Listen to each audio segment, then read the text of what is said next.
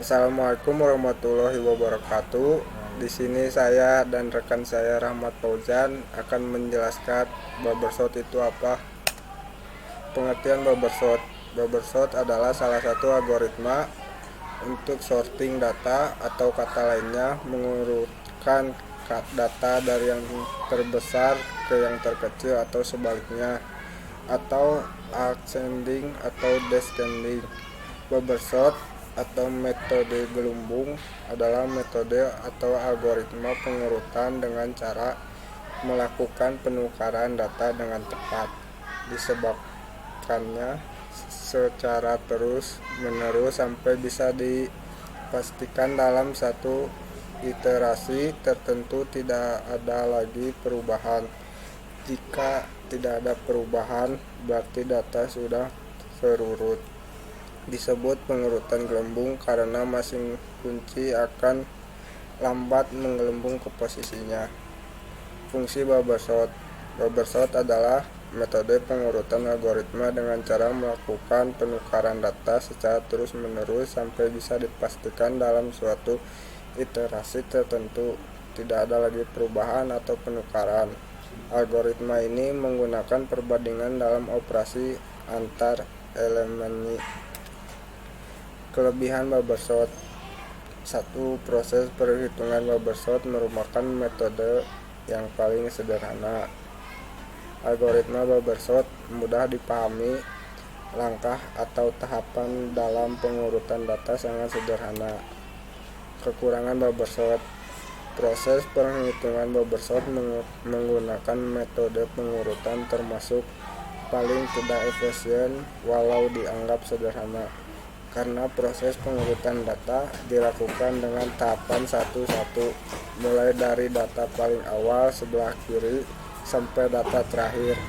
Ketika data yang kita punya banyak atau dalam jumlah yang besar, maka proses perhitungan akan semakin lama dan lambat, karena prosesnya pengurutan data secara tunggal atau satu-satu.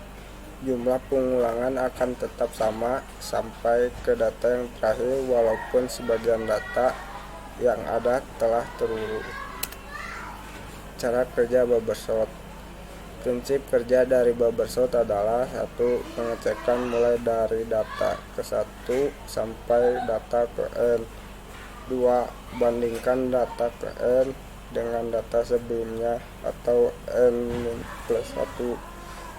3. Jika lebih kecil maka pindahkan bilangan tersebut dengan bilangan yang ada di depannya atau sebelumnya 1 per 1. 4. Jika lebih besar maka tidak terjadi. Untuk contoh akan diteruskan oleh rekan saya. Di sini saya akan menjelaskan salah satu contoh dari bubble sort. Yang pertama-tama teman-teman membuka dulu aplikasi NetBeans ataupun APC NetBeans. Di sini saya menggunakan aplikasi APC NetBeans. Setelah teman-teman membuka APC NetBeans, teman-teman bisa membuat file Java. Setelah itu untuk nama file tersebut itu bebas. Di sini saya menggunakan bubble_sort. Nah, setelah membuat file, kita akan masuk ke dalam codingannya. Pertama-tama di sini kita harus membuat static void yang bervariabel short. Di dalam itu bertipe data integer dan array. Lalu kita membuat variabel length untuk menyimpan array range yang bertipe data integer. Setelah membuat itu, kita masuk ke perulangan menggunakan for. Nah, di for ini kita masukkan integer i sama dengan 0, i lebih kecil dari length yang variabel di sini tadi yang sudah kita buat, kurang 1, terus i plus plus. Setelahnya kita membuat lagi perulangan for yang isinya integer a sama dengan 0, a lebih kecil dari length, kurang i yang i di sini, kurang 1, a plus plus. Setelah itu kita akan melakukan pengondisian perulangan dengan if yang isinya ada array a lebih besar daripada array a plus 1. Nah, kita membuat variabel untuk menyimpan array a yang bertipe integer. Nah, di sini array itu sama dengan array a plus 1 yang secara tidak langsung array a plus 1 itu sama dengan temp. Setelah kita membuat static void-nya kita masuk ke main programnya untuk membuktikan atau menjalankan bubble sort. Nah, pertama kita membuat variabel untuk menyimpan sebuah value, yaitu variabel array yang bertipe integer. Value yang saya gunakan itu 5, 2, 14, min 3, dan 21. Setelah itu kita masukkan nama file dan dilanjutkan dengan titik, lalu short yaitu variabel dari static void, terus array.